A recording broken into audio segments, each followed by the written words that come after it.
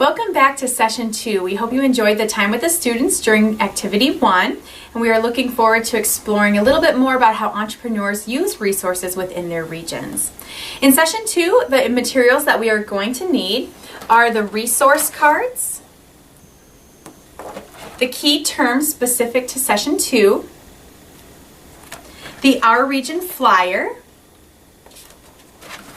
the large poster of the United States of America that you can hang up hopefully on the board or on a wall, and the postcards that you can send home with the students after today's session.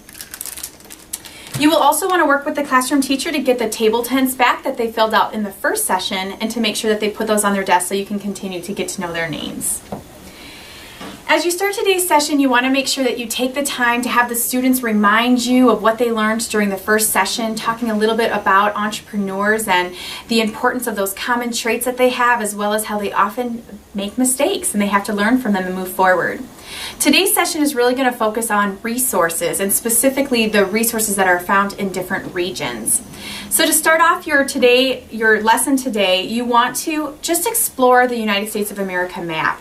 What you'll notice is that if you hand out the region flyer, there is a small map in the center that the students can look at. So if your classroom is set up to where there's some distance between the students in the back of the room to where the map is in the front, you might want to consider handing this out a little sooner than the book indicates so that they can also reference it on their desks.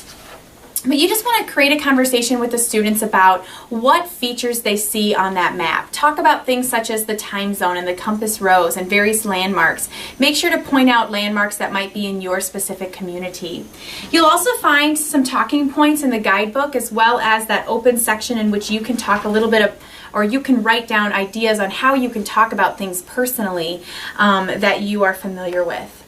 You also want to define region and what that means. And obviously on the map there are regions set out with different colors. But sometimes regions can be a little bit abstract for students, so talking about how their classroom is set up in regions, if they have maybe a carpet space or a reading area or a math section or a calendar portion in their classroom, or even talking about the school as a whole. Sometimes schools have regions where the gymnasium is versus the cafeteria, etc. That might help break down that concept and be able for them to grasp it a little bit more. If you haven't handed out the flyers, make sure to do so at this point after your brainstorm on the maps, and you will notice that there are a lot of different vocabulary terms that you can look at.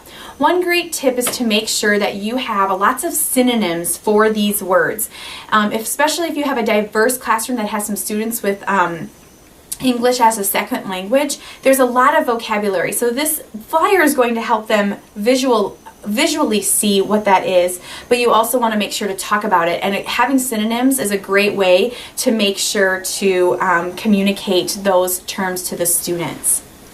At this point, the book suggests that you split the students into groups. I would suggest that you wait until after you have a conversation about natural, human, and capital resources, goods and services, and a little bit about brainstorming. What I have found is that if you split them into groups, they get very distracted, and I lost the conversation and that facilitated time with them because they were so focused on each other that they weren't focusing on me. So what I would suggest to do at this point is talk a little bit about natural, human, and capital resources. And again, using the classroom is a great way to bring those concepts to the students. So I always talk about what are the natural resources we have in this classroom. We have students, we have a teacher, we have me as the JA volunteer. What natural resources we have. Maybe you have sunlight coming in, maybe there's plants, maybe the teacher has an apple on her desk, things such as that. And then capital resources. Clearly we have pencils and desks and computers, etc. But using the classroom is a great way to get them to think about the differences of each of those resources.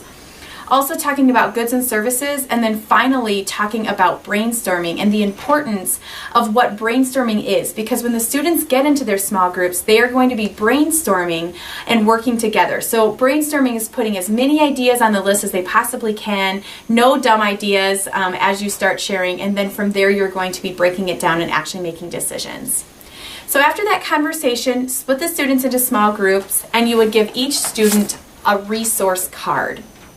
What you'll notice on these cards is that every group of students is going to have a different region of the United States. From that region, they are going to have some specific natural resources, capital resources, and human resources that are significant in that area.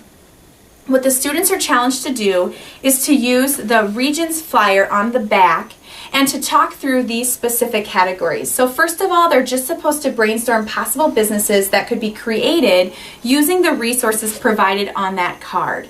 Now, the book does have some suggestions in the guidebook, so if your students are struggling, there are some tips on how to get them brainstorming in the right direction. Those are found kind of toward the bottom after all the rest of the brainstorming.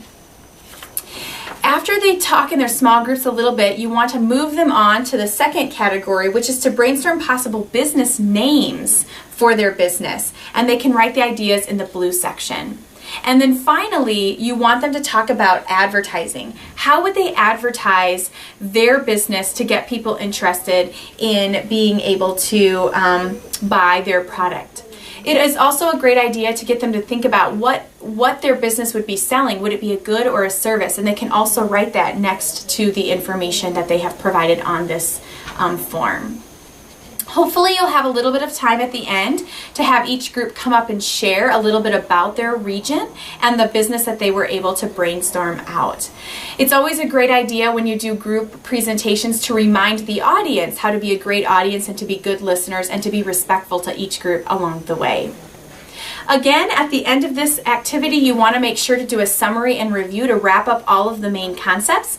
Overall, in this activity, we really want to highlight that entrepreneurs use the resources available to make and sell goods and services in their specific region.